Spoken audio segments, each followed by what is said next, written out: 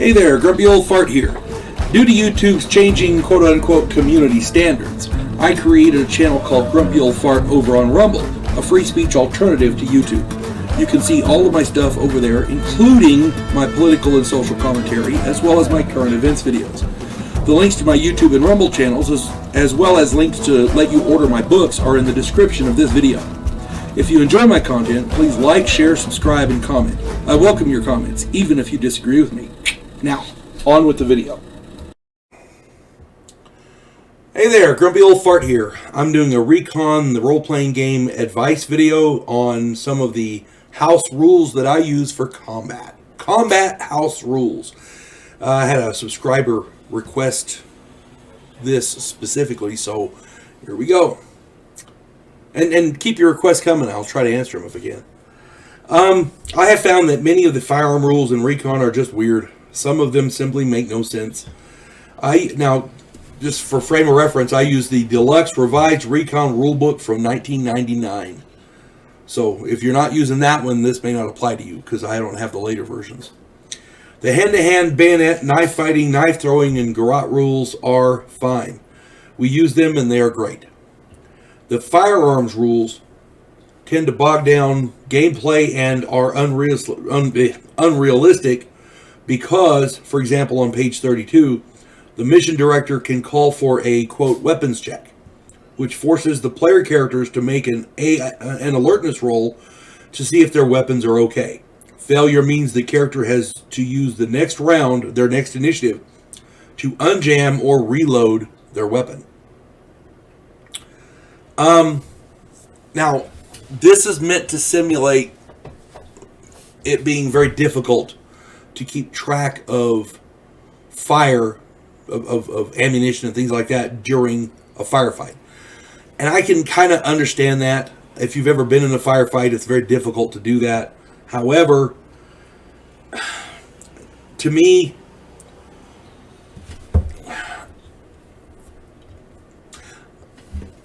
it shouldn't fall to a game master's whim, any game master, for bad luck to happen to a character. That, to me, has connotations of picking winners and losers. I don't like that. If I mess up, that's one thing. If the dungeon master tells me I messed up, and then, that's something else. First, if you're keeping track of your ammunition, you know if your weapon is loaded or not. You haven't fired your weapon yet, and the guy calls for a weapons check, and you fail your alertness roll. Well, you didn't load your weapon. Yes, I did. I stated I did. Well, it's you lost track of your ammo. I never fired a shot. That kind of thing. It becomes the mission director's whim as opposed to the firefight, the player. Second, weapon jams, in my opinion, should be more random and based on a roll the player makes and not on the mission director's whim. So I prefer the bad luck to be brought on by the characters themselves. I don't like to tell them they got hit with bad luck. That, to me, that's railroading the characters. I don't like that. Here's what I do. Player characters have a rating with any specific firearm up to 100%. In combat, there are always modifiers. Modifiers to that rating. The enemy has cover, there's fog, there's smoke, whatever. So it's rarely at full that a player character will be using that rating. If their rating is 80, chances are they're never going to fire it at 80. The guy, the bad guy has to be unaware he's there, standing there in the open, blah, blah, blah, blah. Which, a lot of people would balk at shooting somebody like that, but it is war, so I can see players doing it. That being said, a roll of 100 on a percentage dice always jams the weapon. And on that 100% roll, have them roll another d10, and if it's a 1 in 10, it's the weapon has been damaged and it must be repaired at the base before it can be used again. Okay? So in other words, for the rest of the mission, that weapon is useless. If you're rolling to hit and you roll a double 100, and oh crap, my weapon jammed. Okay, because it was 100, you roll a d10. You roll that d10. If it's a 1, your weapon's damaged. It's not just jammed, it's damaged. So, something happened to it. So, you know, you got to use a different weapon. Pick up an enemy weapon, pull a pistol, do something. The chance to jam is increased. This is the way I do it. The chance for a weapon to jam is increased by 1% for every day during a game session, every mission, during a mission, that the player fails to state that he's cleaning his weapon. So, on the third day of a LERP, with a roll of 97 plus, the weapon jams, and on a roll of a double aught, there's a 1 in 10 chance that it will be damaged. You see what I'm saying? And I can already hear the player, but my rating is 99 and I rolled a 97. And my response, well, you should have cleaned your weapon. You would have hit otherwise. Okay? Now, and this denotes the real world in Vietnam where M16s jammed a lot.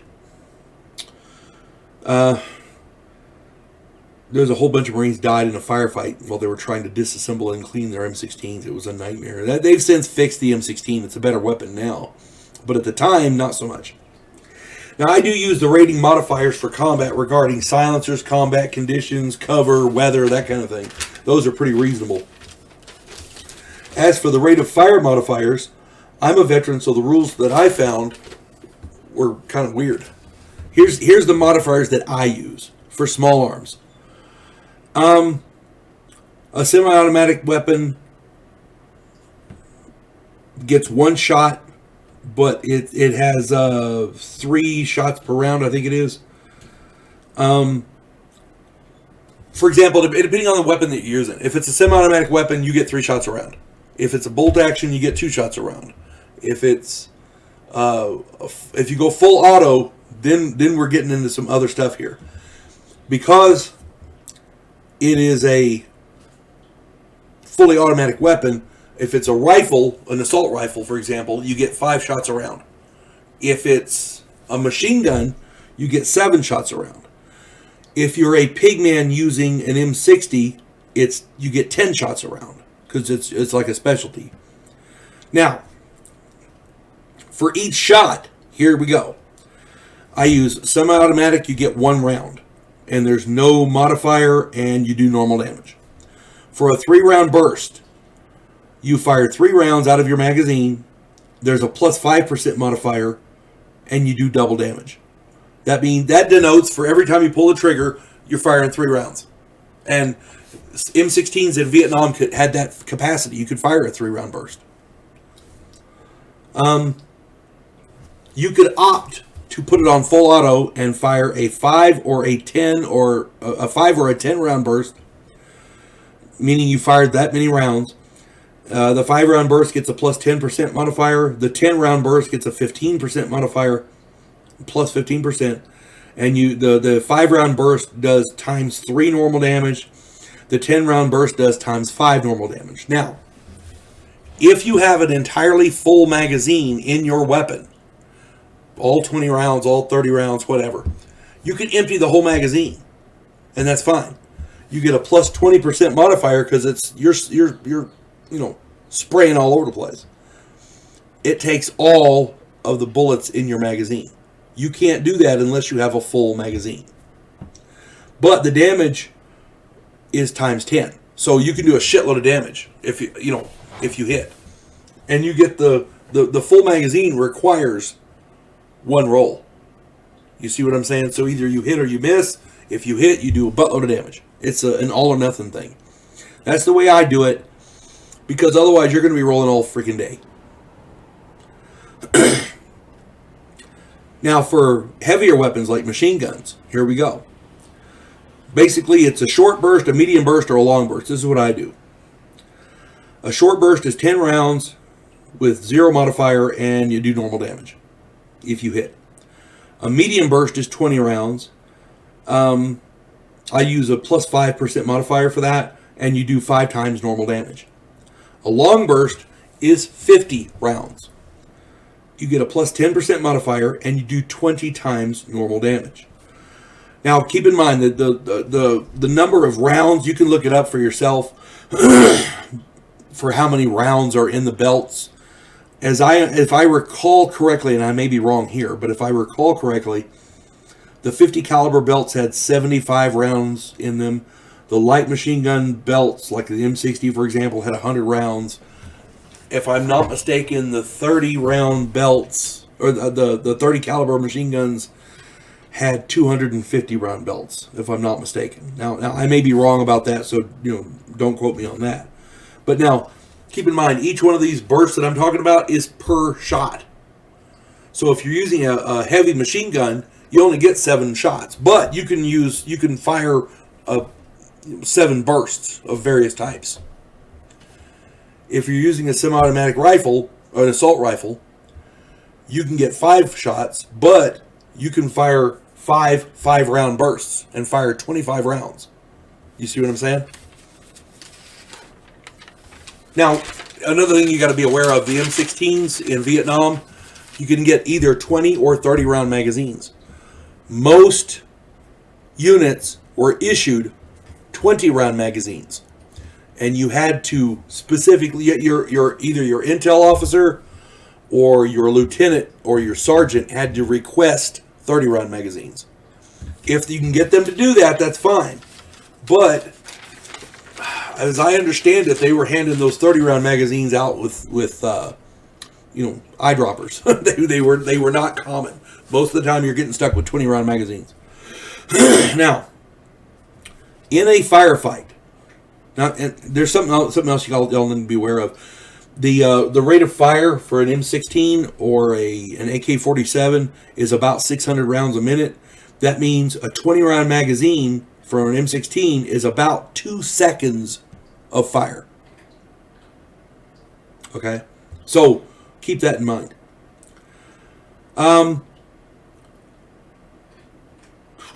There are some concepts that players need to be aware of. First is the rate of fire. I just mentioned it. Shotguns and bolt-action rifles get 2 single shots per round.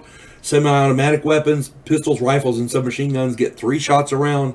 Full auto weapons, assault rifles get 5 shots. Machine guns get 7 shots. But if you're the pigman, you get an extra 3 shots per round with your M60. That doesn't work for any other weapon, just the M60. And that's a good thing. These rates or rounds seem weird. Just remember that the rules also apply to the bad guys too. All the stuff I'm telling you, I always let the bad guys do that as well. So it's fair for both sides. I'm not giving the players an inordinate amount of advantage. The second is fire superiority. Fire superiority means you are putting out more weapons fired than the enemy. The enemy is more worried about avoiding damage than dealing damage. If you can keep their heads down, they're not shooting at you. You see what I'm saying? That's fire superiority. The third is cover and concealment. Cover protects you from enemy fire. Concealment prevents you from being seen by the enemy. The best position gives you both, but you're not always going to have both. You can either, in a jungle situation, chances are you're either getting cover or concealment. It's rare that you're getting both. A prepared position, like for example, a foxhole, is camouflage. So not only does it give you cover from incoming fire, but it also makes it hard for the enemy to see you. You have cover and concealment because it's a prepared position. Unprepared position means you're walking along, somebody starts shooting at you, you jump behind the nearest log, or you jump into the trees, or whatever.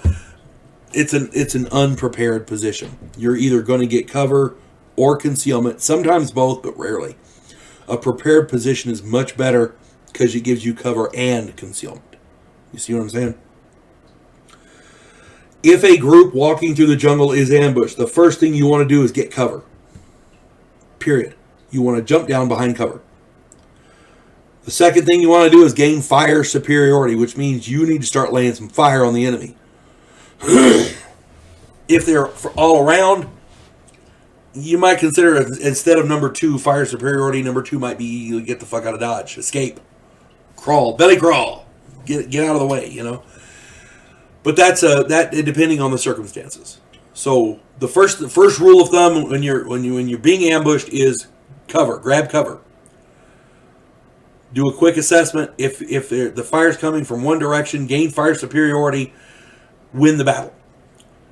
if the fire's coming from multiple directions, it might be better just to get the hell out. Okay, because that I talked about this some in the enemy contact video I did. I can't remember what it was called, something like that. Anyway, the point I'm getting at, those are the rules that I use for my combat house rules, and they work pretty well. They make gameplay go a little smoother. You don't have so many roles to do, At any rate, I hope this finds everybody well, and I hope these videos are useful. You folks have a good day. God bless one and all. Clarissa Lowe, a historian from the future. Delmore Kane, a Civil War veteran turned outlaw. This oddball pairing faces a conspiracy of epic proportions spanning the centuries. If you like action and adventure westerns with a splash of science fiction and fantasy, check out my book series Drifters and their ongoing adventures.